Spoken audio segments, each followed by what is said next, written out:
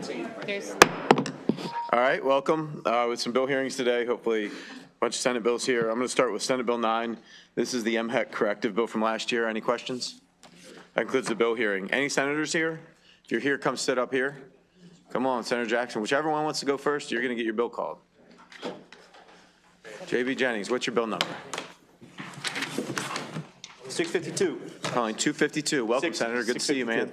Good to see you, sir. Back in the old stomping grounds of the House for you. I know It is. It is good to be back here with my old friends. Senate Bill 652 is direct cross file of. Direct cross. Did we pass the bill? Yes, sir, you did. You have a direct cross file. Do you want to keep going? No, sir, I do not. Any questions for the senator? That concludes the bill hearing. I think. Any other senators here? Senator Jackson. I don't see any other senators stepping up, so I don't. Just come up to the table, man. It's got a simple one, too. What's your bill? 843. Calling 843. Welcome. Thank you very much, Mr. My old seatmate of you've been here long enough. You've seen all these senators run through, you know. Yeah. My old ECM seatmate here. Once CCM, always ECM, right? Thank you very much, Mr. Chairman, members of the committee. For the record, Senator Steve Hershey to present Senate Bill 843, which is a school construction bill that alters the local cost share for new construction. We have put in some specific criteria to help Kent County replace its 75. This is Senator Grice bill. Oh, you've heard it before? Are they doing this at the IAC amount now? Does your bill make sure that they do it, or are they still doing all the extra pluses? So what we did is we put in 5 different criteria that a county would have to meet in order to get. I understand that, but there was an issue that Kent County was building a school that was larger and more deluxe than what IAC would pay for. Does your bill make sure it's what IAC pays for, or is it just? Yeah, so what we did, the amendment that we put in the House put in a criteria on cost per pupil. So we came in with an amendment that said $129,000 per pupil cost. There was a disagreement or a mix-up. Senator Rosa Pep and I were discussing it. Instead of it saying the construction cost of instead of it referencing the construction cost, it references the total project cost. We just need to make that amendment to say construction cost. So it sounds like they dealt with that. And that's the way that we came up with that number. Any questions for Senator Hershey? All right, good to see you. Thank you very much. Thank you. The former Vice Chair of Appropriations is sitting there. I don't know, he don't want to come up, or? You only come up if you get to sit here, is that the? Because we got a new Vice Chair. You do it all right. Mr. Chairman, members of the committee, always honored to be here. Senator, sorry, what's your bill number, bud? I'm sorry, 767. I was waiting on the sheriff of Calvert County. Calling 767. To come sit up beside me. All right, go ahead. This is a collective bargaining bill for Calvert County sheriffs. We have the sheriff of Calvert County here with us. The bill passed unanimously in the House, and they're trying to give the periods right here. We'll get your bill moving right away. Sheriff Ricky Cox, if he can say hi. Sheriff, how you doing? Good. Sheriff, we just said we are going to get your bill moving. Bad about me, are you? No. Oh, Delegate McCaskill has a question. Good. Hello, everyone. Thanks, Senator. Yes, absolutely. I yield the floor to our guests. Okay. Anything you want to add? I think we're going to get this bill moving for the former Vice Chair of Appropriations. Thank you. We appreciate that. Thanks for being with us. Thanks for your service. Good. Sheriff of Calvert County, proud to serve the people. Prior Marine military service as well. 2 tours in Iraq, and now I was elected sheriff. But just a true honor to serve as the sheriff and serve under my Senator Jackson here, former sheriff of Peachey County. So, well, thanks for your service many times over in that case. My leader here, so he's taught me well. And we move for growing department with your deputies down there, aren't you? Yes. Yeah. Yes. Good. Terrific agency. I wouldn't be sitting here otherwise. So thank you all very much for indulging us if we do have a question. Yes, ma'am. I don't have a question. I just want to say happy almost birthday to you, Mr. Senator. Oh, you're all right with me. You know, that's what I get. Get that love here in the Approach. I miss being here. How old are you, Senator? I'll be 61 on Saturday, so you know. Seems younger and younger. It's called being married with grandbabies. It's called being married with grandbabies. You told me 35. So look, I'm gonna get out of your way, but I started out in seat number 4, then seat number 3, and then I was so fortunate to be the vice chair of this committee, and this is where I was born. So thank you all for having me.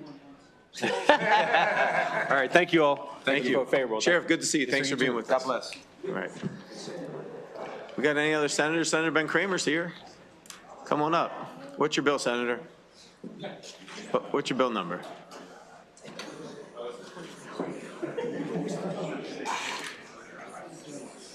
Senate Bill 26. Is this a bill we've heard before, Senator? This is Davis Martinez Act. Ben Kramer, come on up. That's service. So we've heard this bill. I think we passed this bill, didn't we? I'm sorry, Mr. We Chair. passed this bill out of the House, didn't we? Yes, sir, Mr. Chair. This is Senate Bill 26 that I'm introducing, by the way, Ben Kramer for the record. And it is the cross-file of House Bill 176, Delegate Solomon. So you have heard the bill, you're familiar with it. Are there any and differences? That's all I got. Okay. That sounds good. We'll Unless you got questions for me, Mr. Chair. get our House bill moving, we'll get your Senate bill moving, we'll be good to go. Good enough? All right. Any other questions? All right, have a good day. All right, you do the same. Committee, enjoy your afternoon. Delegate Watson, do you want to do the Howard County Senator bill or You're 813? Senate Bill 813? All right, Senator Lamb's here. All right. Senator, come on up. He's on the first page. 439, Senator Lamb, go ahead. 439, yeah. Is anyone from the Office of Legislative Auditors here? Go ahead. If not. So good afternoon, Chair Barnes, Vice Chair Chang, members of this House Appropriations Committee. For the record, Clarence Lamb, Senator District 12, here speaking on behalf of the Joint Audits Committee. So as the outgoing chair of the Joint Audits Committee, this stems from an audit report that was completed last year by our esteemed Office of Legislative Audit team. And also want to recognize our House Chair, Delegate Solomon, who's been of great help in leading this joint committee as well. So this, just to briefly summarize the audit findings, the Office of Legislative Audits did an audit of UMGC, and some of the things that they found were quite surprising. So as quick background, the legislature about 15 years ago created something called High Impact Economic Development Activities, or HIDAs. So a university may create one of these entities to create jobs or revenue that helps benefit the state. They're allowed to spin these HIDAs off, or you know, in a way that allows them to be nimble or marketable for certain activities to also help, no, different bill. To be nimble and to help commercialize certain technologies and business processes and intellectual properties. These HIDAs have to be approved by the University System Maryland Board. Currently, there are only 3 of them in the state. 2 of them are at UMGC, 1 of them at Morgan State University. And what the audit found was, in part, that UMGC had provided $25 million in state funding to start up these 2 entities at UMGC, one for the creation of an IT unit, the other one for a data analytics unit. So we had a hearing back in October of last year. The auditors found that these HIDAs, these high impact economic development activities, remain solely dependent on UMGC for their revenues as its only customer. And so UMGC really relied on these entities to provide their IT services. So they took their own internal IT office, spun it off into a HIDA, and then also on their data analytics unit. These HIDAs, because of their unique creation out of our law, were allowed to go through special procurement with UMGC without the need for competitive bidding. And as a result, we believe, and what our auditors found, was that this led to poor oversight and monitoring of IT projects. There was lack of competitive procurement. It meant that $26 million was spent by UMGC on a product, an IT product that was in the end non-viable. Of this $26 million in state funding that was spent by UMGC on these IT projects, $22 million was lost and irrecoverable. UMGC had to spend about another $1 million to rebuild the student information system that in the end actually had less functionality. Also, the audit found that there were over $11 million in contingency fees paid for IT services that really didn't have much documentation. And then at a broader level, there was almost $500 million that was spent in advertising, $500 million in advertising by UMGC over the span of a couple years that was not well supported, with no statements of work, not sufficiently detailed for our auditors to be able to effectively monitor and understand the work that was done by these advertising agencies on behalf of UMGC. Sometimes these procurements were actually broken into smaller amounts so that they could avoid certain triggers with the Board of Public Works.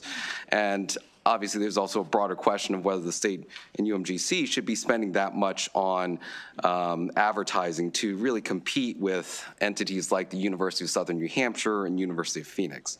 Those questions aside, these HIDAs were supposed to be independent from the entity that created them, in this instance UMGC, but they weren't. It was also found by our Office of Legislative Auditors that many of the leadership on UMGC were also on the board of these HIDAs. So there was certainly cross-pollination going on there, even though they were supposed to be held at arm's length.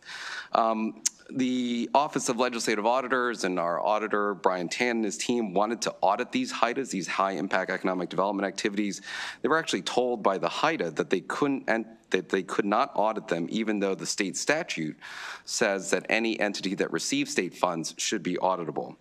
All of this at a high level is supposed to be monitored by the University System Maryland Board of Regents. They're the ones that approve of any HIDAs and allow them to move forward. It was found that there really wasn't that level of oversight that was needed, and also an inability to be able to account for the benefit to the state that these HIDAs were rendering. So this bill, Senate Bill 439, would require the Board of Regents to report expenditures of state money to these entities, the net benefit of the entity's activities, and whether the Board of Regents, the USM Board of Regents, believes that that activity is in the best interest of the state. The board is also required to adopt policies that will ensure that HIDAs are operated in a way that ensures accountability and oversight. It makes clear that HIDAs cannot be related to the cost savings that would be connected to a reduction in university employees. We were concerned that in this instance, for example, they took their entire IT department out, folded it up, and transferred that over to the HIDA, then employed a direct contract with that HIDA because they were able to avoid standard procurement requirements that the state would usually have, enter into a direct contract with them, and basically spin off their IT department.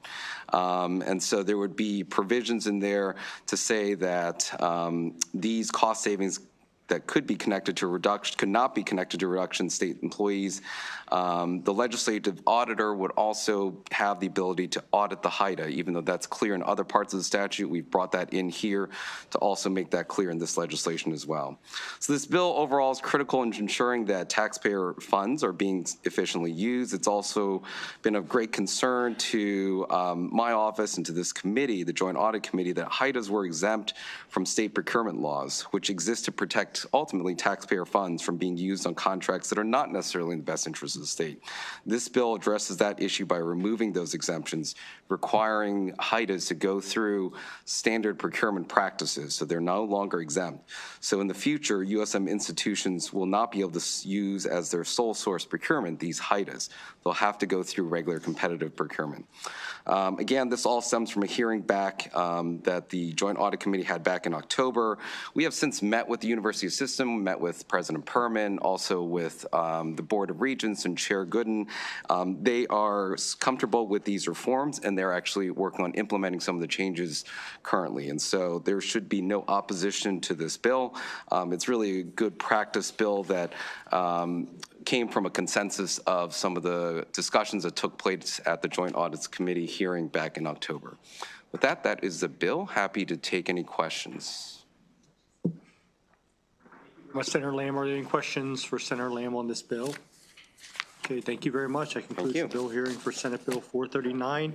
The committee will now move on to Senate Bill 813, Howard County Senators, Howard Community College, Board of Trustees meetings and contracts. Delegate Watson. Thank you, Mr. Chair. Senate Bill 813, I am presenting It's a Howard County delegation bill, and I'm presenting it on behalf of the state senators. The bill is regarding the Howard Community College Board of Trustees.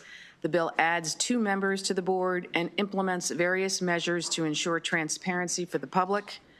The final version of the bill before you is a culmination of many hours of discussion between the House and Senate members of the Howard County delegation, the Howard Community College Board of Trustees, the administration, and faculty, and it is meant to set the college up for further success. The bill had a unanimous vote in the delegation, and I urge a favorable report. Thank you very much to Delegate Watson for presenting the bill. And are there any questions for Delegate Watson on Senate Bill 813? Okay, great. We have witnesses here favorable with amendments. We have Marie Weprit and also Ahmad Benkati. They could both come up, and if you could provide testimony for 2 minutes, appreciate it. Thank you.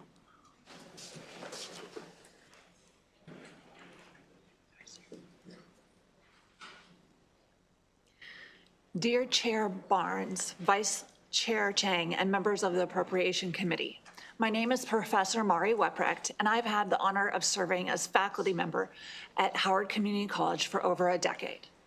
Today, I testify in strong support of SB 813 with amendments because I believe it's a crucial step towards restoring transparency, accountability, and shared governance at our institution. Teaching and working with students is my passion, but in recent years, the challenges of this profession have grown significantly.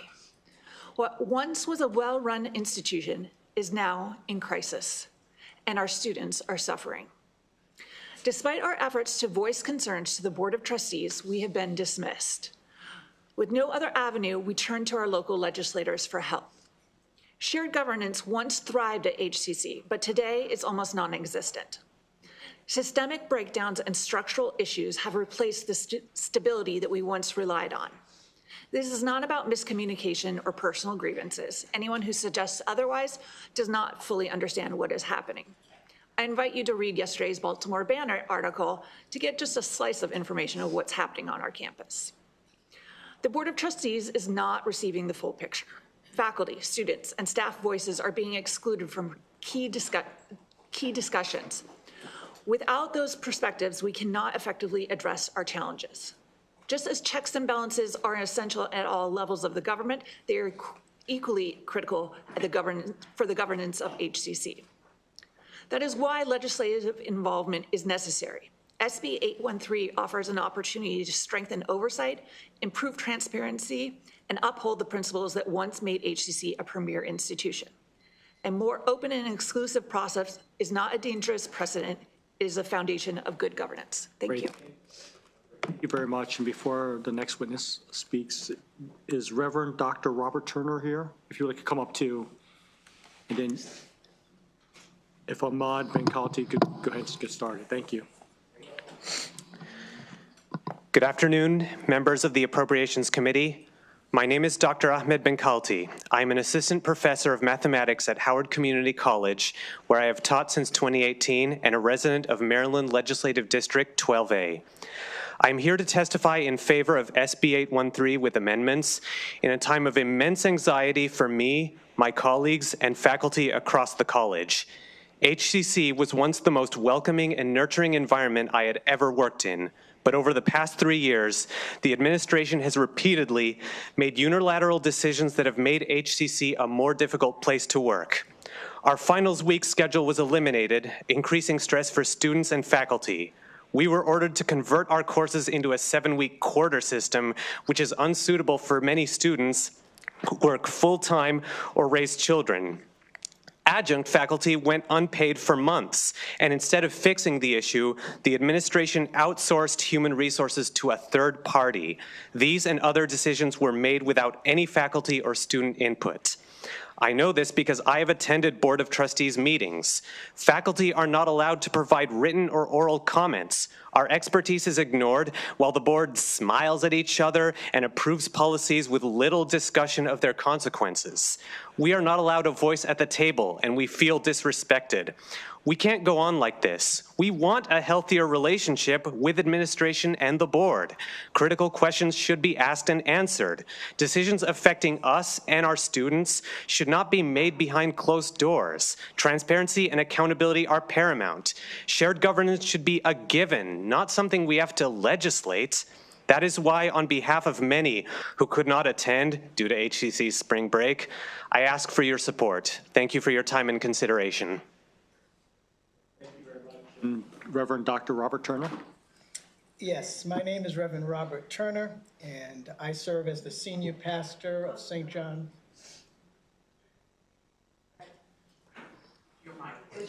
Oh, I'm sorry.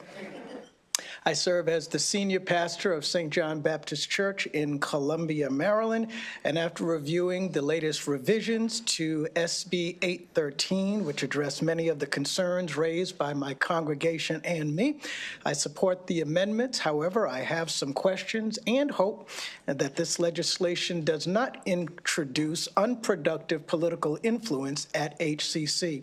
As you move forward, I encourage this committee to consider the following questions. First, regarding board oversight and public comment, will requiring public comments at every meeting lead to disruptions, delayed decision-making, or politicized board discussions? Could a more balanced approach be considered? For example, instead of open comments at every meeting, the board could hold structured public forums at designated times, ensuring meaningful input while keeping meetings focused on governance. Then, regarding employee satisfaction surveys, while feedback is valuable, have you considered a feed-forward approach, one that not only gathers employee input, but proactively drives meaningful improvements and enhances collaboration? Rather than simply measuring past satisfaction levels, could the process include structured discussions where faculty, staff, the board, and the president work together to co-create solutions, fostering a culture of continuous growth rather than reactive adjustments? And then finally, regarding faculty union contract reporting, would this semi-annual reporting requirement on union negotiations interfere with the college's ability to engage in fair, independent collective bargaining?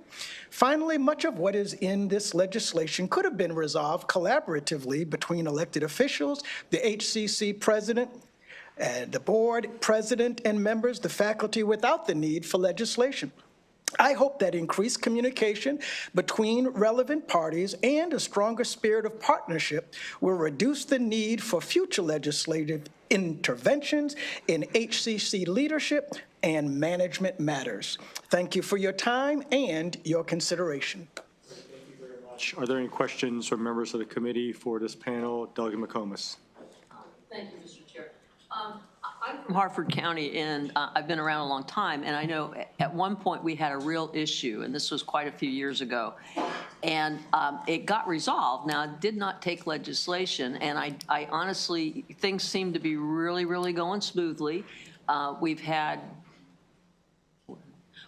3 different presidents of Harford County Community College. We have Dr. Felder right now. You may want to talk to her just to kind of see how things are going. We think she's great, but you know, we've never. But our problem, and I forget what it was because it happened so long ago. But the president left. Okay, and it was a governance issue, and the faculty was very upset because they weren't allowed any input, and they were just kind of isolated, and this sounds like this is the same kind of situation.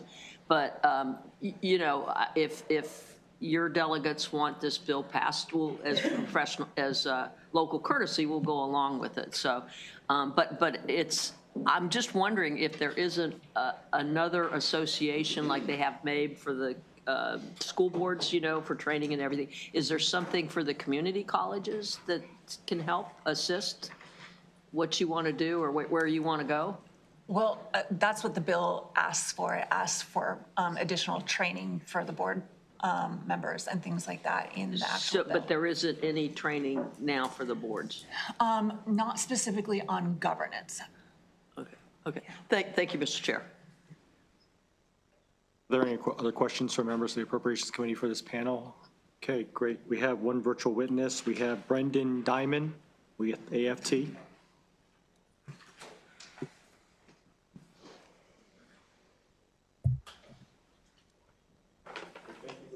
Good evening.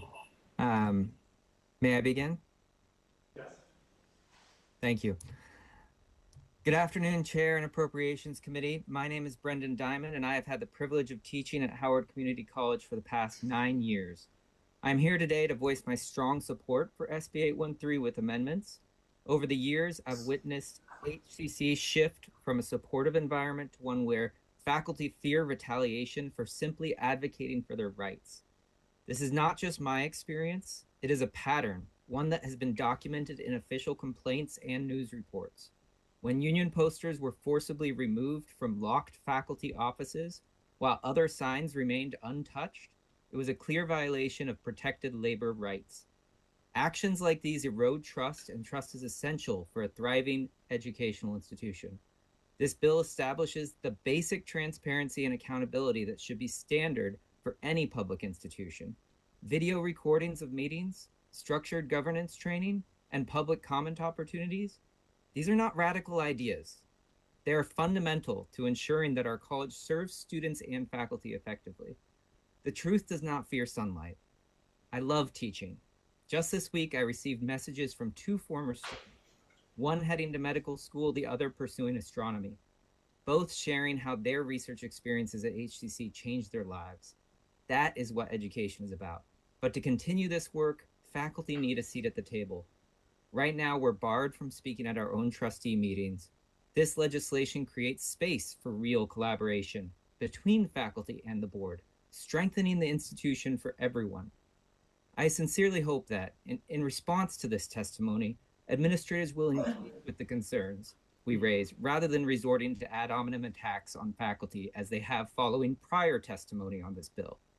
Open dialogue, not attacks, is the way forward. I urge you to pass SB 813 with amendments, and thank you for your time and consideration. And I also appreciate Reverend Turner's suggestions as well, and I think many of those could be implemented by the board. Great, thank you very much, Mr. Diamond. Are there any questions from members of the committee for our virtual witness? Okay, thank you very much. That concludes the bill hearing for Senate Bill 813. The committee will now move on to Senate Bill 318. Senator Lewis, Higher Education Janet L. Hoffman Loan Assistance Repayment Program eligibility. And Senator Lewis, is this a direct cross-file of the other House bill presented by Delegate Guyton? Yes, it is. Okay, anything else you'd like to add? Pardon me? Anything else you'd like to add on the bill? No, Okay. Passed unanimously in the Senate committee and on the floor, and it addresses a shortage problem. Wonderful, wonderful. Any questions for Senator Lewis Young? Okay, have a great day. That concludes the bill hearing for Senate Bill 318. The committee will now move on to Senate Bill 154. Senator Hedelman, Access to Counsel and Evictions Task Force and Special Fund. Very much. Mr. Vice Chair, members of the committee, so nice to be here, back in my old stomping grounds. For the record, I am Senator Shelley Hedelman from District 11 in Baltimore County, and I'm here to present Senate Bill 154.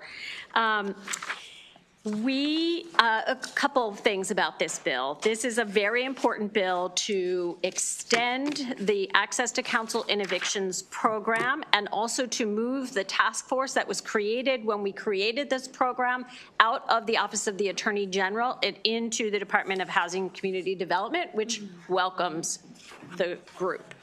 A couple of years ago, and I have to say, one of my proudest accomplishments legislatively was working on this bill to require that individuals facing evictions would have access to legal counsel. And I worked on that with Delegate Juanita Fisher. We got it across the finish line during COVID, and the past couple of years have really seen the implementation and the need for this bill.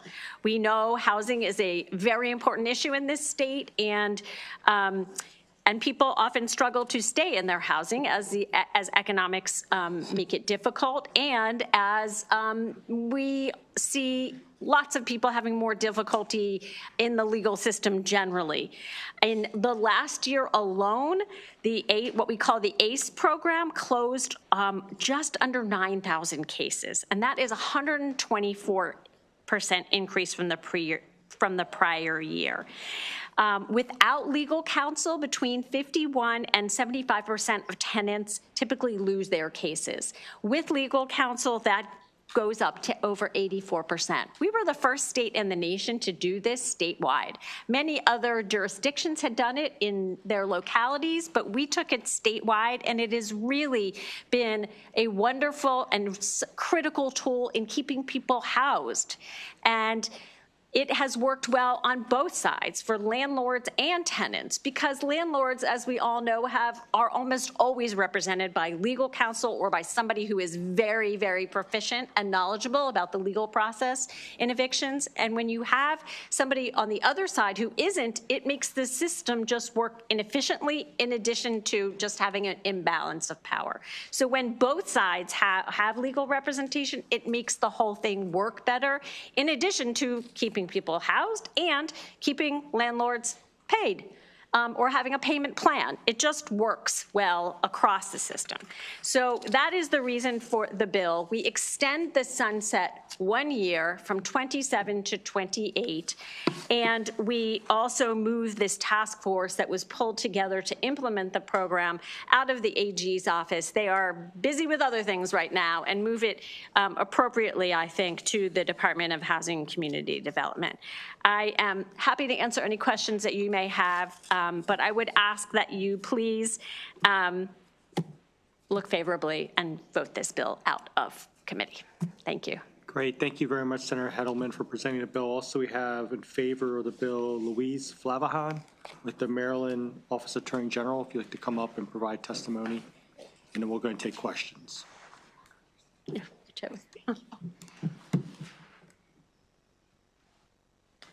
Good afternoon. Thank you, Mr. Chair and members of the committee. My name is Louise Flavahan, and I'm with the Maryland Office of the Attorney General. I'm here to offer our support for Senate Bill 154 with amendments. I helped staff the Access to Counsel and Evictions Task Force over the past year. And as you know, the task force is comprised of 15 members who represent a broad and diverse range of stakeholders within the Access to Counsel community, including members of the State Bar Association, attorneys representing implementing the ACE program, leadership in the Maryland Legal Services Corporation, who implement the program and oversee it, members of the judiciary, advocates, and, as Senator Hedelman said, landlords and tenants alike. Throughout my time with the task force, two things in particular stood out: the commitment of all of these stakeholders to the long-term success of the program, and the emphatic belief among all of them that our justice system is not only fairer and more equitable, but also more effective as a result of the ACE law and program. A belief that is borne out by the results and successes of the ACE program, including $3 in return to the state for every $1 spent, and an estimated annual savings of $46 million. Knowing these successes and the widespread support for the program's continued implementation, the OAG strongly supports extending the $14 million contribution through FY 2028. Furthermore, the OAG supports transferring the task force to the Department of Housing and Community Development as of June 1st, 2025. With the passage of the Renters' Rights and Stabilization Act of 2024 and the establishment of the Office of Landlord and Tenant Affairs, DHCD is uniquely positioned to serve as a convener for the task force moving forward. Their deep expertise and alignment with the ACE program's mission make them a trusted partner in the access to justice community, and we know that the task force will continue to have the support it needs to assess and refine the ACE program for years to come. For all these reasons, the OAG strongly urges the passage of SB 154 with amendments. Flavahan, further your testimony. Are there any questions from members of the committee for the bill sponsor, Ms. Flavahan? Okay, great. Thank you very much. That concludes the hearing for Senate Bill 154. The committee will now move on to Senate Bill 136, Senator Folden, Education Safe Schools Fund Grant Allocations.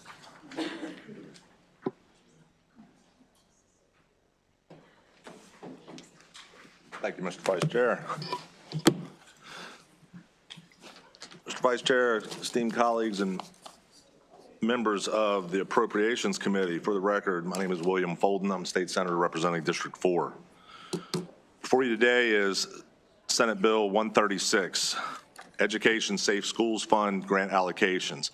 This bill authorizes the School Safety Subcabinet to reallocate funds in the School Safe Zone Fund to local school systems that have spent their allocation and demonstrated a need within the same fiscal year.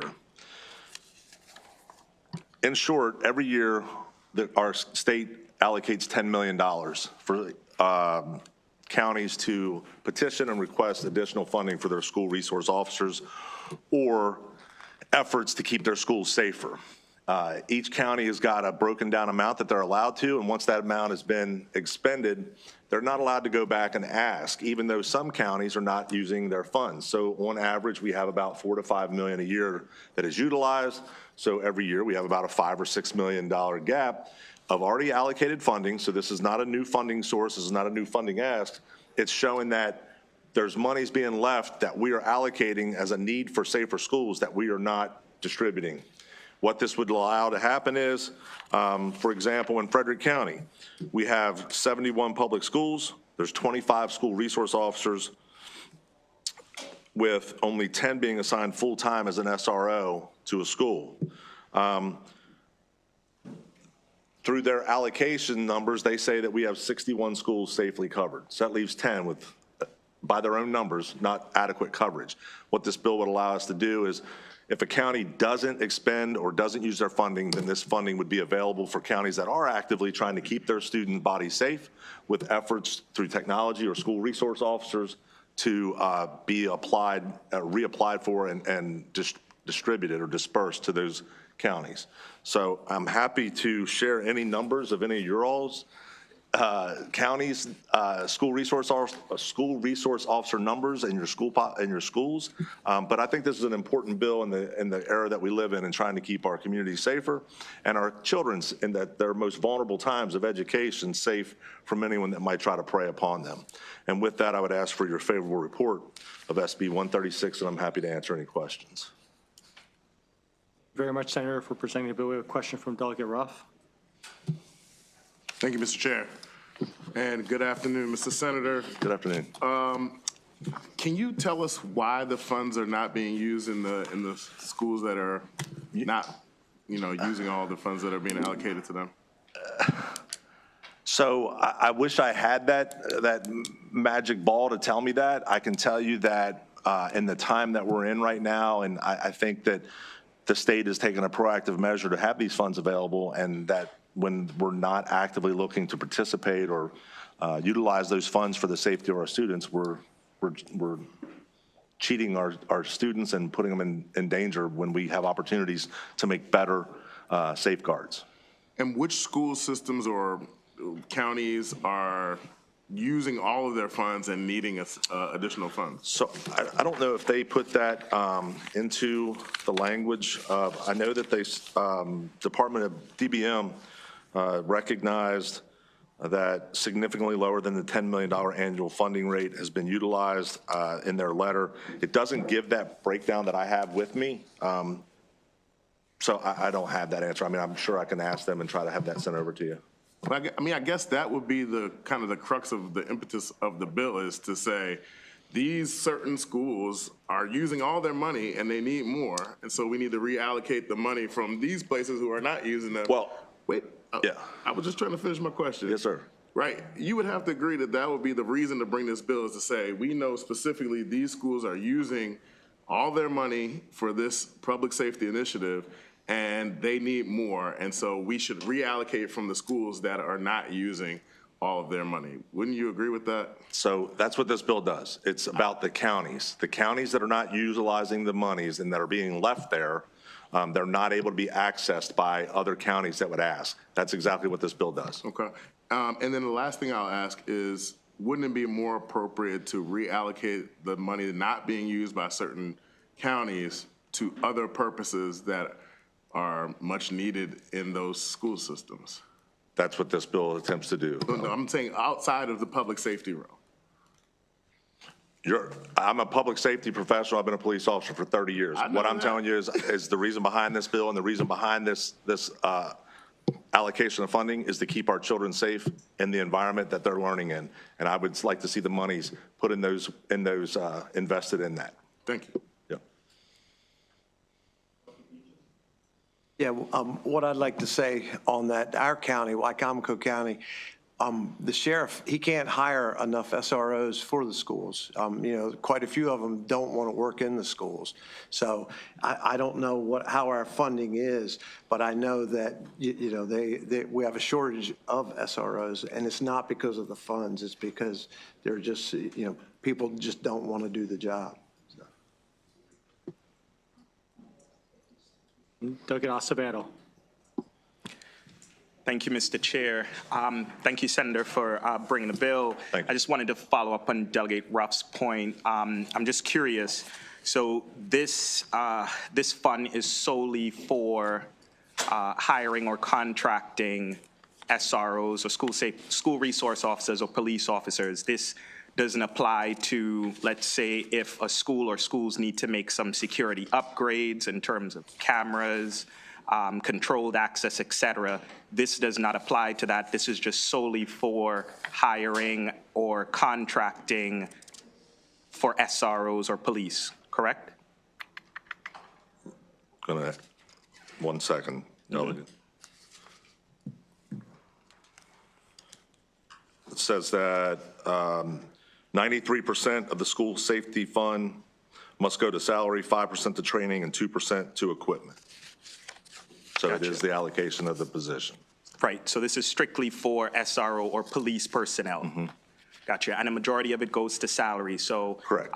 All of the other associated safety concerns like security upgrades, control access, cameras, and so on, things that I hear from principals and administrators in my district, this doesn't apply to. It's just strictly more police in schools. That's correct on this bill, but that is something that obviously should be also in that concern. Great. And then last question, Mr. Chair. So I'm looking at, I looked at the MSDE, our State's Department of Education report around school-based arrests. And a majority of those school-based arrests are for nonviolent infractions. My own county, you know, we did a study, OLO, around SROs in schools and found that it disproportionately impacted Black, Latino, and students with disabilities. And so can you help me understand how this keeps not some, but all of our kids safe, other than just paying for the salary and equipment for more police in schools? Well, you're getting trained professionals there, and for your specific county and your numbers, I don't know what those are. I would love to see those. I would love to be a part of that discussion. But obviously, they're being asked by either the actions of the children that are on the campus are resulting in the necessity of an officer to intervene, or the staff is asking them to intervene because of certain actions.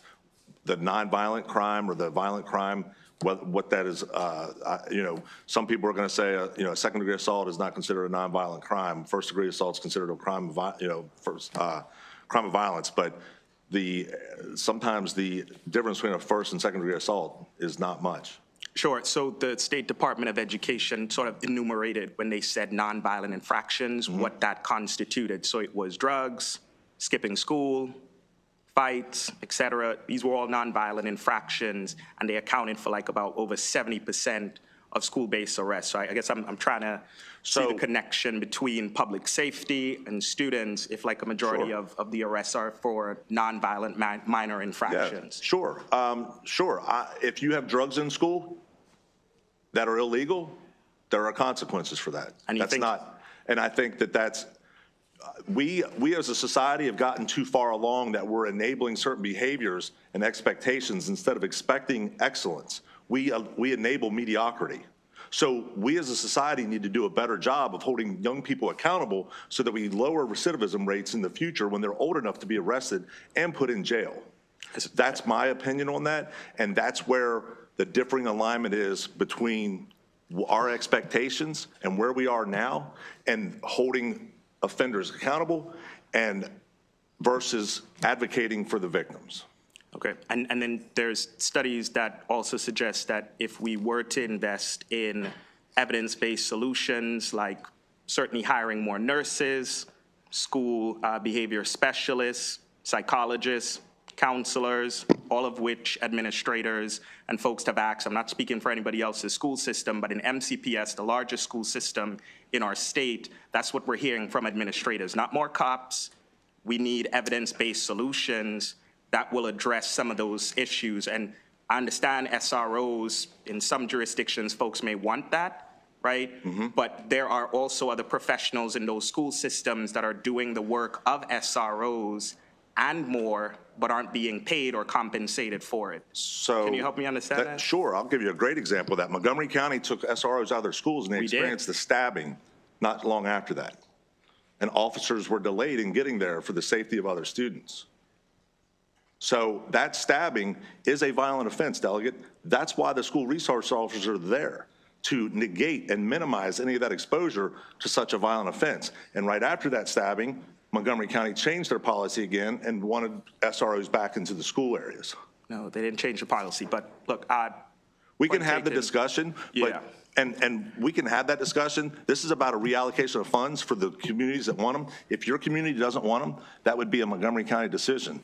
If other communities want them and need them, and they want to have that accountability, those funds should still be available for them. What my community and my county wants is safety, and so safety is not just solely police and schools. It is every other associated safety factor, and as a public safety professional, you know this, and so that's why I asked, does this grant allow for safety upgrades, cameras, controlled access, which it doesn't. It's just about putting more police in schools, which, coming back to my point from MSD, this is not according to me, our state's Department of Education put out report on school-based arrests, and the majority of them are Black, brown, and students with disabilities. So how does this keep that population that I just mentioned safe, as opposed to some of our students safe? It keeps all the students safe by having people on the ground. And what you're asking is you're asking a very broad hypothetical about all of a sudden that nurses and other members are stepping in, doing the jobs, and replacing the role of law enforcement. And we're seeing more assaults on teachers in the state. We're seeing, and MSD they don't want to comment on that. We're seeing more children that are disabled put in locked rooms because they're not able to control them, and lawsuits ensuing on counties, my county. What we're seeing is that the lack of accountability is an important element. And when we have young people that need to have structure and discipline, they thrive in structure and discipline. I coached youth football, youth basketball for 15 years. They thrive in it. As soon as that is broken down and the opportunity to go sideways happens, that's where we have the failings. Okay. This isn't about, I understand for you and for the idea of how this is happening, that your community sees this differently. I can tell you that other communities across the state are asking for this because families want to keep their children safe in schools. That's all, Mr. I have. We have a question from Delegate Rice. No question from Delegate Rice. Okay, any other questions from members of the Appropriations Committee for the bill sponsor? Great, thank you very much. Thank you, Mr. Vice Chair. The bill hearing. The committee will now move on to Senate Bill 789, Senator Washington, Higher Education Hunger-Free Campus Grant Program Alterations. Thank you very much. So I actually started my career in this committee, and I sat right on that side, so 4 years in appropriations and then on to Ways and Means. So first of all, I just want to thank you all for the really good work, and I don't know if all the senators are going to tell you that. There's certainly a large contingency of us who, or maybe a growing contingency of, who really appreciate the hard work and decisions that you're making and about our budget. So I really appreciate this, what you're doing. Senator, for the record, Senator Mary Washington, and I'm here to present a bill that you're familiar with. As I originally drafted the bill, and again, it was before we learned about sort of our budget conditions. The idea was to add additional money because even as funded, the bill, $250,000, is not enough to really address hunger insecurity on our campuses. But at the time when we first sort of pass the bill, we wanted to get it started. So in this version of the bill, I do remove the original additional appropriation. But I wanted to, again, continue to talk about another component of it, which is to allow our private schools to have the designation. So food insecurity, housing insecurity, poverty, low-income issues affect our private institutions as well. I can testify to that as attending a private institution that, paying that tuition really had a serious impact, and needing supports that are offered in our public institutions are necessary. So it expands the eligibility of a campus to be declared as hunger-free, a hunger-free designation, to allow our private institutions to use that in their fundraising efforts. They believe that they can use this and they can appeal to their donors, to their alumni, and also to raise education on campus. Because again, it's particularly, I teach at a private school. You have students that are in classes with people that are driving cars that cost more than what we make, and you're sitting in class with that, and sometimes it's not really easy or comfortable to disclose your need. But if there is a place where people can go or they can volunteer or whatever to talk about hunger, to talk about hunger security, that is something that they would like to do as private nonprofit institutions. So the schools serve thousands of Marylanders and they deserve this recognition. So here is a friend and colleague to discuss, he brought this bill, this component of the bill. He's is Jim Coots. He's the director of the School of Social Work at McDaniel College. And in the Senate version, a number of his students testified and spoke out on it. Again, given the time, we just haven't him. But there is a large contingency of young people that are attending private institutions and public institutions that are working together on this. So I ask for your favorable report on Senate Bill 789, and here's Dr. Kuntz. Thank you. Good afternoon, Mr. Chair and members of the committee. My name is Jim Kuntz. I teach social work at McDaniel College, and I serve on our newly created Hunger Task Force. So I'm pleased to testify in favor of Senate Bill 789. I know that you had a hearing on House Bill 774, which is similar, so I promise I'll be as brief as a college professor can be. So just wanted to make 2 points, so actually 3. I just want to thank Senator Washington for all the work that she's done in this area and for the support of the committee for this bill in the past and for House Bill 774.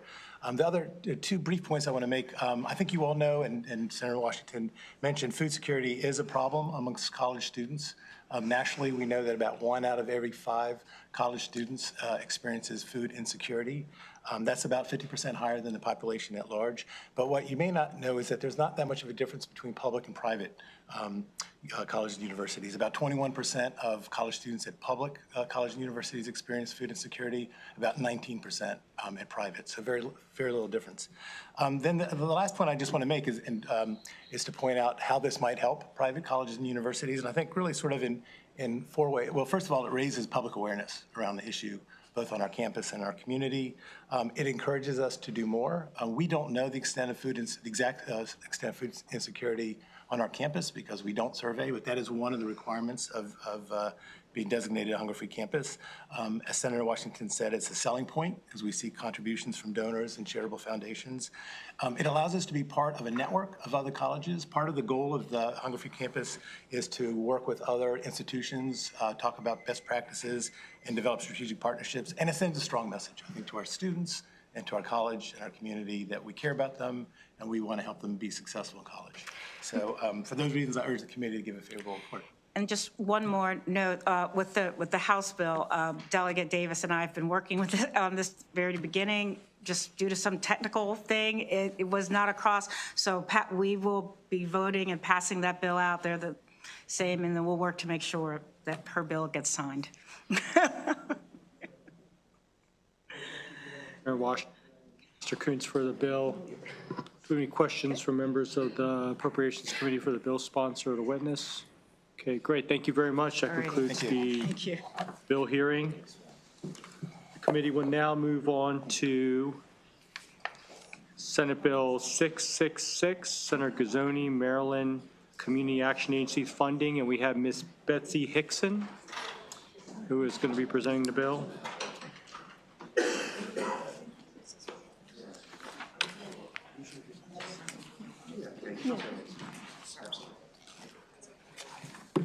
Thank you, Mr. Vice Chair and members of the committee. My name is Betsy Hickson, and I'm a staffer in Senator Gazzoni's office, and I'm here to present Senate Bill 666, Maryland Community Action Agencies funding. This bill helps to ensure consistent and dedicated funding for community action agencies in Maryland, which serve as essential partners in helping families move from trying to make ends meet to success in whatever form that looks like for them. Community action agencies do more than provide assistance. They create pathways to families to achieve their aspirations, build businesses, and gain self-sufficiency. Through job training, small business development, and wraparound services, they help Marylanders turn their skills and dreams into lasting economic security. This strategic investment allows community action agencies to expand their impact, whether that means launching entrepreneurship programs, strengthening workforce training, or closing service gaps that keep families from reaching their full potential. This bill is about investing in Maryland's future, ensuring that families who are working hard to build a better life have the resources and opportunities they need to thrive. By funding community action agencies, we're funding the ambitions of families striving for economic independence, business ownership, and self-sufficiency. Senate Bill 666 passed both the Budget and Tax Committee and the Senate unanimously. Thank you, and I ask for a favorable report of Senate Bill 666. Great, thank you very much, Ms. Hickson. We have Angela Martin with the Maryland Community Action Partnership. Thank you for being here. Thank you, and good afternoon to Vice Chair Chang and committee members. Thank you for the opportunity to share my support, our support for Senate Bill 666. Again, my name is Angela Martin.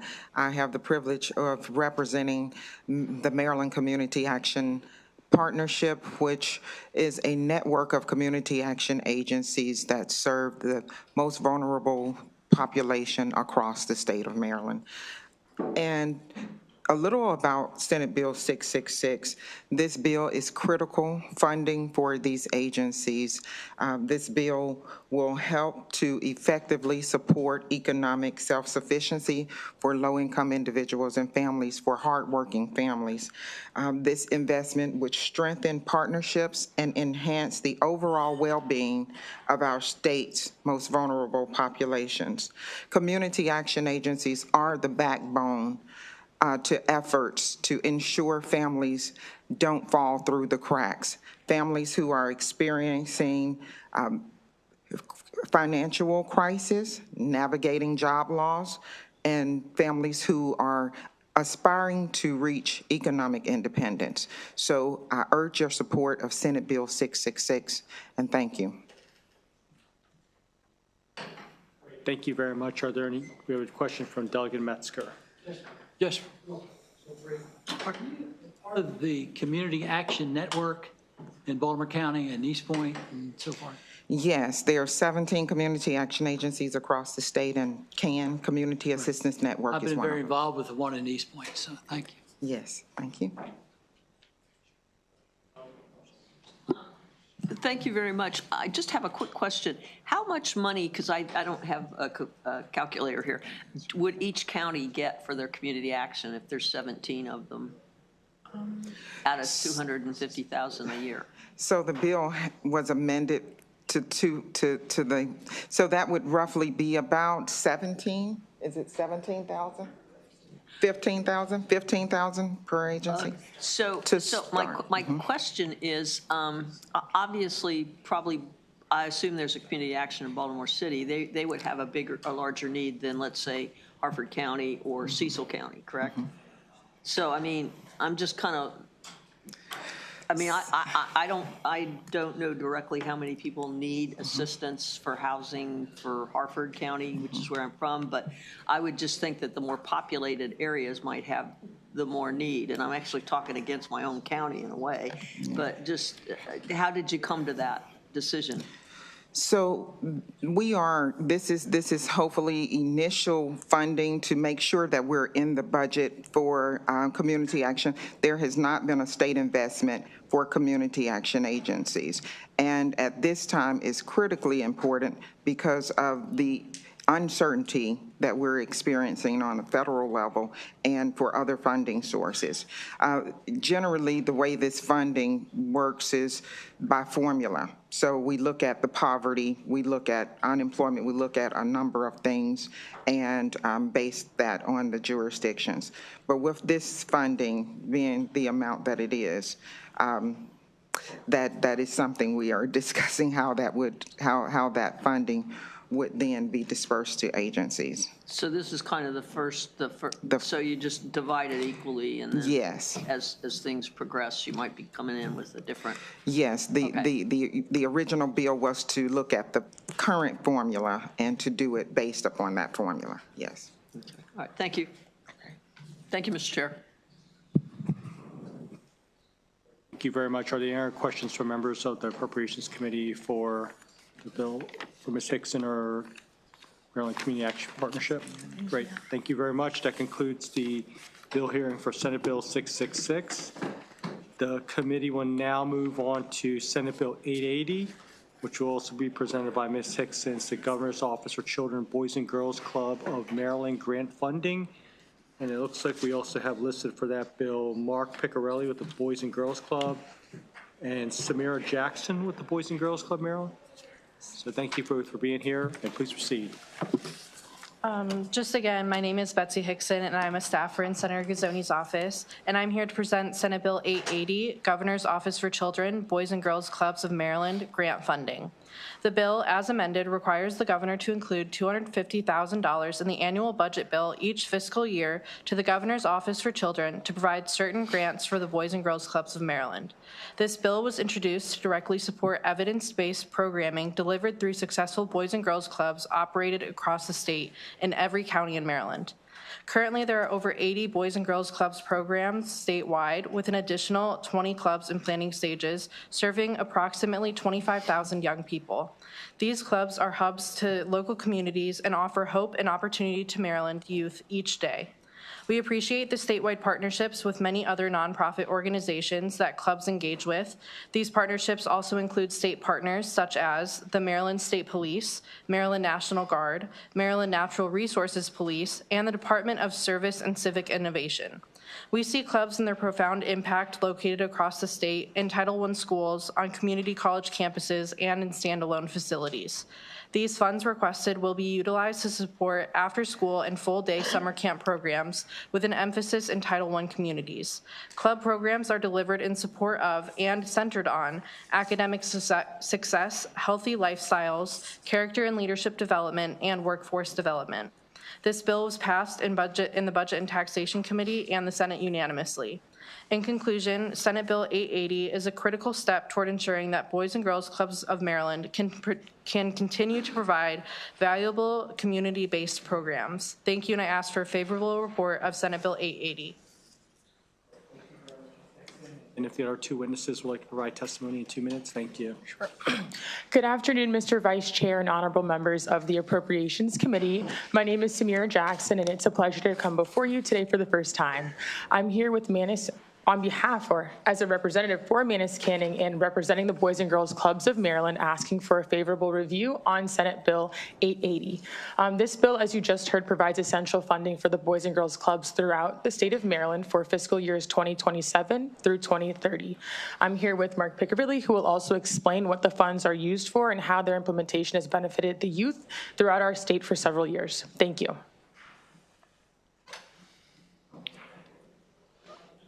Okay, good afternoon. Again, my name is Mark Piccarelli, and I've, just by way of background, I've worked with Boys and Girls Clubs and started Boys and Girls Clubs for 34 years now.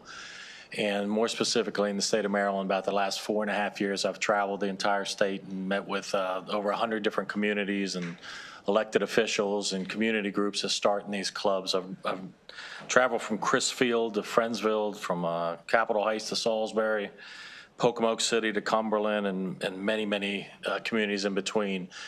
working with folks and community groups to start these Boys and Girls Clubs. We've gone from 35 clubs over the last 4.5 years to, as you heard, over 80. And by the end of the year, we'll be at 100 clubs in every single county in the state, as well as Baltimore City. And you've heard we've enjoyed many relationships with state agencies that we've partnered with as well. These clubs have had a profound impact over the state. Again, in Title I communities, we've started on college, community college campuses, and in standalone facilities. And we were the youth development provider that stayed open during COVID and served children of first responders when we went through that time. These funds will be utilized to support after-school programs and full-day summer camps with an emphasis, again, in Title I communities. These club programs are delivered in support and centered on, just to emphasize again, we're not a gym where we're rolling out balls. We work on academic success, healthy lifestyles, character and leadership development, and workforce development in over 80 clubs and about 25,000 members across the state now.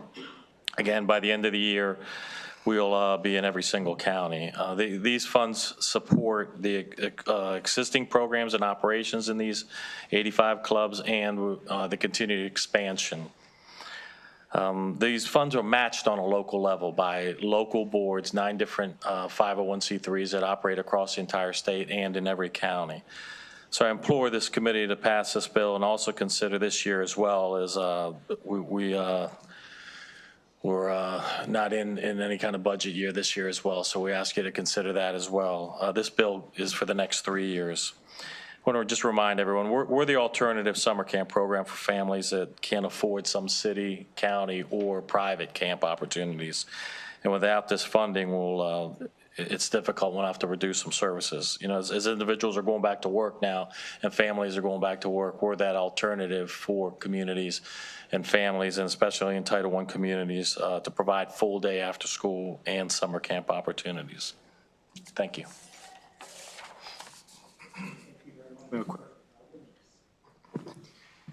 Thank you. First, I want to thank you all for the work that you do, particularly in my district in Capitol Heights and the inner beltway of Prince George's County. Many people think of Prince George's County, this wealthy black community, but they forget many of us who live in the shadow of Washington, it's not always as bright as it could be. And thanks to programs like you all, you're helping a lot of our young folks. I just want to know if this bill does not pass, what will happen? Are you guys looking at any closing specifically? If you can address that, that would be helpful. Thank you for that question. And intimately familiar with the county, born and raised in Prince George's County, delegate. So thanks for the question. Yes, I mean, we count on some of the state investment to continue to operate our programs. We leverage it against private donors and foundations and everything. But most importantly, it demonstrates the commitment that the state has to youth development and our programs. Again, Boys and Girls Clubs are 165 years old, and we've got evidence-based programs that we deliver in each and every one of these clubs. But if we don't, then yes, we have to make some very difficult decisions and close some facilities that we never want to do. These kids count on our facilities. We had paid professional staff, and sometimes that differentiates us from other youth development programs. We are a facility-based program that has paid professional staff there for the kids every single day, and then full-time during the summer. So hopefully, Delegate, we don't have to make those very, very difficult decisions. Thank you, Mr. Chair. And thank you, folks. And I want to reiterate the words of my colleague just now. I appreciate the work that the Boys and Girls Club does, particularly in Essex Middle River. Very strong group there. My friend was involved there several years ago. And to make a long story short, just today I had a phone call from a constituent that wanted to know, you mentioned educational stuff. Does the Salvation Army Boys and Girls Club offer where a child can get a GED? The general population that we're working with kids are 6 to 18 years old. So there are opportunities in clubs where they do offer GED programs and ACE courses and other things. I don't know about that particular one in Middle River, and I've been there. It's a great club. Right. But we have that opportunity as well through, but the kids are 6 to 18 years old, and the programs that are delivered are based on the audience that we're serving. Not all the clubs have 6 to 18. Some might be centered. We're opening a brand new club in Indian Head.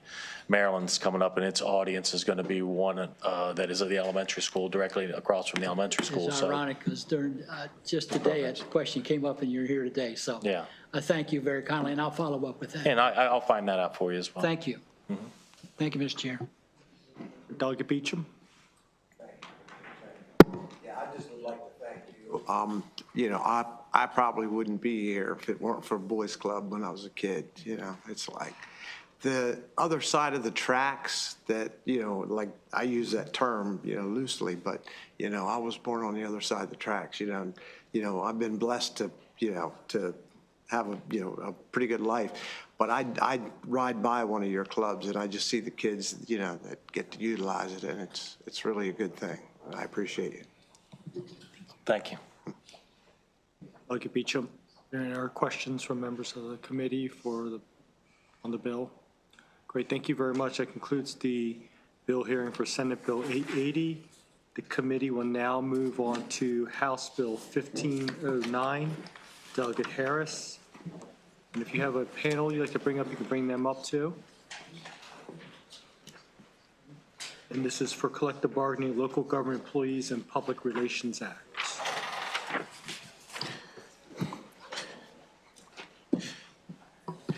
Great afternoon, Chair Barnes, Vice Chair Chang, and colleagues. For those who don't know, my name is Delegate Kevin M. Harris, representing Legislative District 27A, which covers Charles and Prince George's counties. Thank you for the opportunity to present House Bill 1509 before you today. In 2023, the Maryland General Assembly passed the Public Employee Relations Act. This great legislation consolidated, streamlined, and modernized our public sector collective and bargaining laws in our state government. K-12 schools and higher education under one single labor board, the Public Employee Relations Board. At the county and the municipal level, employees face the same patchwork of rights, laws, and procedures that the PERB fixed for state, public schools, and higher education employees. House Bill 1509 offers a thoughtful approach to starting the process of modernizing and standardizing collective bargaining rights at the county and municipal levels. This legislation ensures that all employees, regardless of counties, can benefit from the same collective bargaining rights that this committee has repeatedly affirmed for public employees.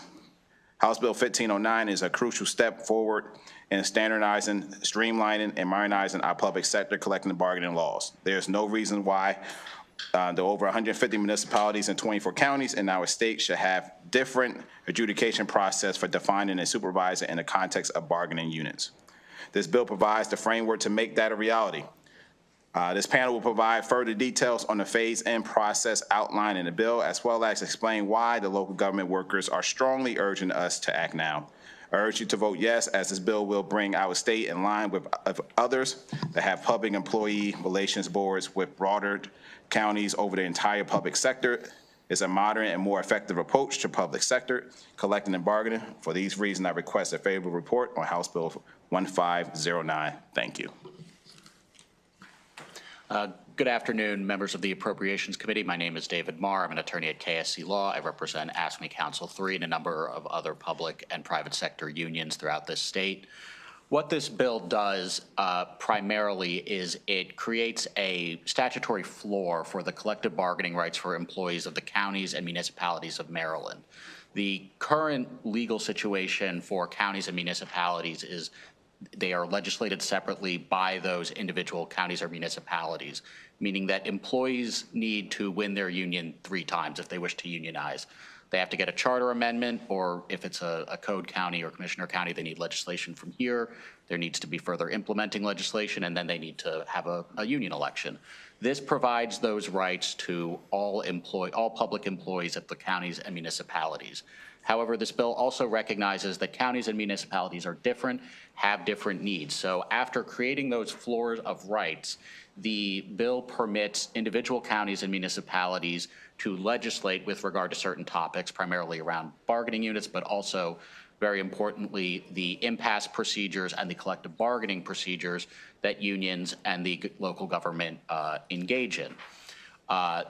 Once the Public Employee Relations Board signs off on that and finds that it does not diminish employee rights beyond this floor, the county or municipality is allowed to legislate in that space and have that flexibility to determine what works best for those counties. So that is the kind of the individualization process that the bill provides. However, it ensures that individual or groups of employees, bargaining units of employees, get their freedom of choice, get their union election, and have the ability to have that and the ability to collectively bargain should they so choose. I'm happy to answer any other technical questions about the bill this committee has.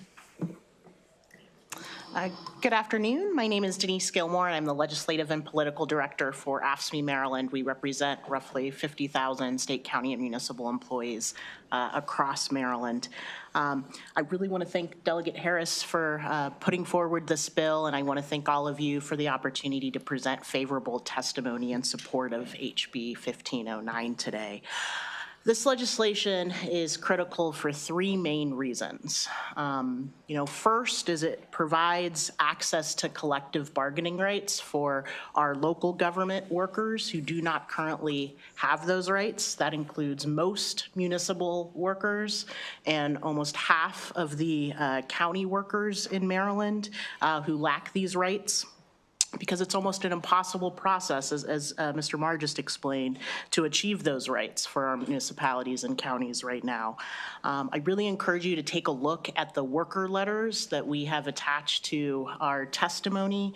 We have county and municipal employees right now who want the right to organize, who want the right to collective bargain, but just have a very difficult road to do that in their municipality or county. So this legislation provides a practical solution for those folks. The second reason that this legislation is really important is it provides consistency across the local, across our local governments. Just like Delegate Harris said, we did this 2 years ago in the wisdom of your committee with passing the Public Employee Relations Act and establishing the PERB. There's no reason that our local government employees can't benefit from that same process and have the PERB's jurisdiction extend to the local governments so that we can have a more consistent collective bargaining process across Maryland. And then finally, it shows that we're ready to adapt with the changing times in collective bargaining. Things like card check, which provide employees an opportunity to certify their union once the majority have signed cards. These things are modern practices in collective bargaining, and it gives us an opportunity to extend that to our collective bargaining, to our local government workers. So thank you for the opportunity to testify. Mr. The bill sponsor and also the witnesses, are there any questions for members of the committee? Okay, great. Thank you very much. We also have witnesses who are providing unfavorable testimony. Kevin Canali with the Maryland Association of Counties, and also the written testimony. Okay, thank you very much. We'll go ahead and review the written testimony by the Maryland Association of Counties and also the Maryland Municipal League. And that concludes the bill hearing for House Bill 1509. The committee will now move on to Senate Bill 833, Senator Charles, Department of Human Services, study on private treatment foster care homes. And we have Aiden Sotal for Senator Charles, who is here. And also we have Therese Hessler with the Maryland Association of Resources for Families and Youth. Would you come up? Thank you. Good afternoon, Chair Barnes, Vice Chair Chang, and honorable members of the Appropriations Committee. For the record, I'm Aiden Sotili, legislative intern for Senator Nick Charles, testifying in support of Senate Bill 833 on his behalf. This bill directs the Department of Human Services to conduct a study on the types of state support that will be beneficial to private treatment foster care homes. Private treatment foster care homes in Maryland provide essential care for children with special needs, offering a family-like environment that is critical to their development and healing. However, these providers often struggle with the high cost of care, which can undermine their ability to continue offering services. Senate Bill 833 aims to study how the state can provide support to these private providers that would be appropriate and beneficial. Kennedy Krieger Institute's therapeutic foster care program, which began in 1986, has been instrumental in serving children with trauma, complex medical needs, and behavioral health conditions. The Kennedy Krieger Institute has identified that a lack of access to affordable childcare for foster parents is a significant barrier to both child placements and foster parent retention.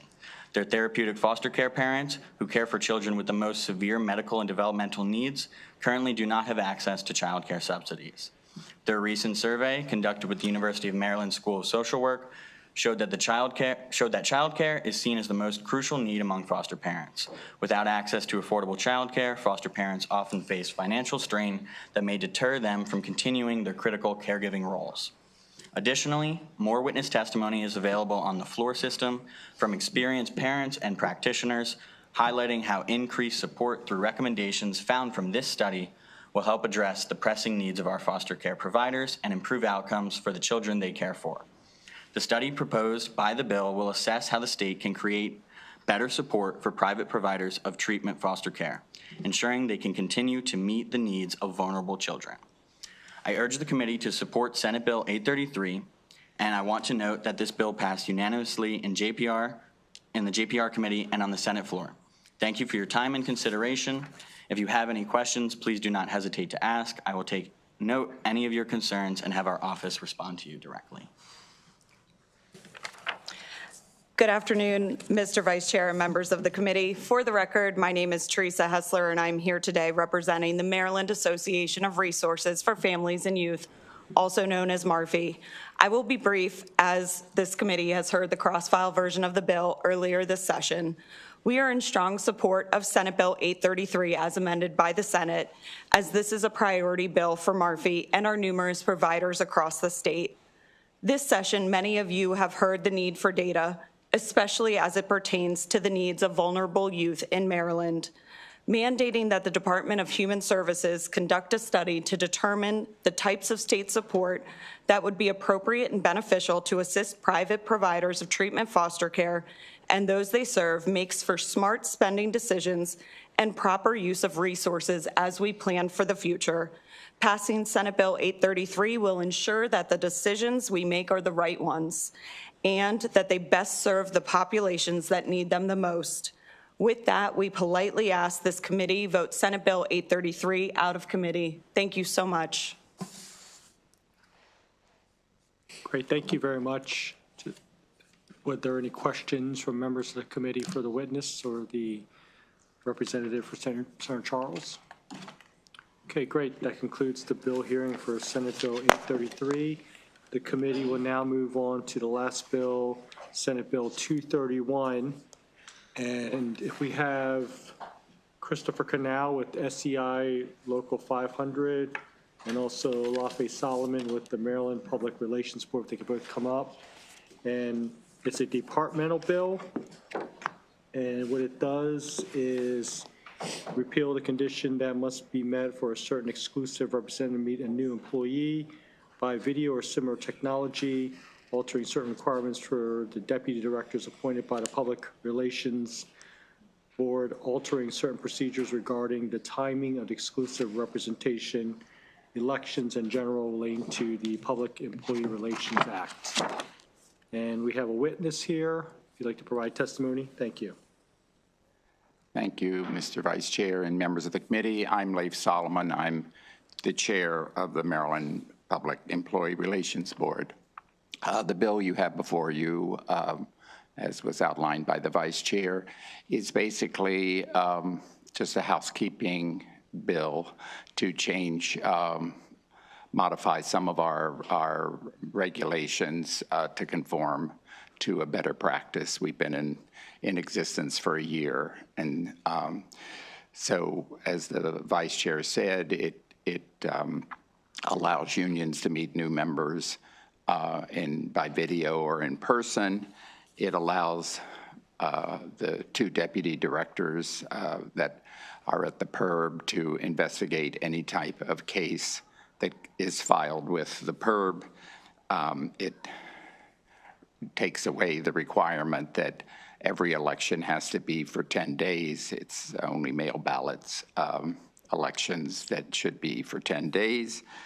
And we agree with the bill as amended by the Senate to take out the provision that had to do with dues deductions.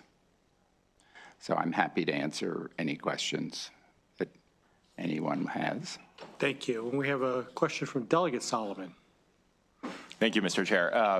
Mr. Solomon, it sounded like you mentioned it at the end. I just wanted to confirm. I know we had this question when the House version was up, because I know there's still some favorable with amendment testimony, but it looks like it was never updated. That with the amended language from the Senate bill, it addressed the issues around the deduction. Correct? I'm not quite sure I followed, but the point, the bill has, so we no longer have the provision about dues deductions. That's what I wanted to confirm. That the language as it came over from the Senate. And we're in total agreement with that. I don't think there's any dispute. Okay, just wanted to confirm. Thank you. Yes. Solomon, Mr. Solomon, thank you very much. Are there any other questions from members of the committee for Mr. Solomon? Okay, thank you very much. That concludes the bill hearing for Senate Bill 231. And that is all the bills for today. So on behalf of Appropriations Committee Chairman Ben Barnes, thank you very much, everyone, for being part of the bill hearing, and have a great night. Thank you.